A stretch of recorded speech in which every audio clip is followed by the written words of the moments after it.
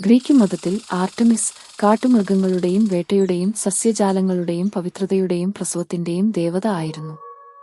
സിയൂസിന്റെയും ലെറ്റോയുടെയും മകളും അപ്പോളോയുടെ ഇരട്ട സഹോദരിയുമായിരുന്നു ആർടെമിസ്.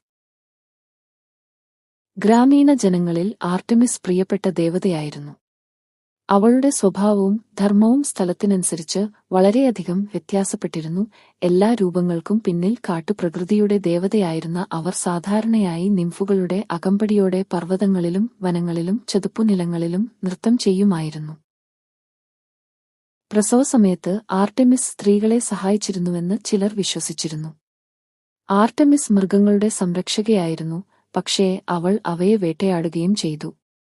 കലാകാരന്മാർ ആർടെമിസിന്റെ ചിത്രത്തിന്റെ കൂടെ ഒരു മാൻ അല്ലെങ്കിൽ അവളുടെ വേട്ടനായ അമ്പെയ്യാൻ ഉപയോഗിക്കുന്ന ആയുധമായ വെള്ളി വില്ല് എന്നിവ കൂടി ഉൾപ്പെടുത്തുമായിരുന്നു.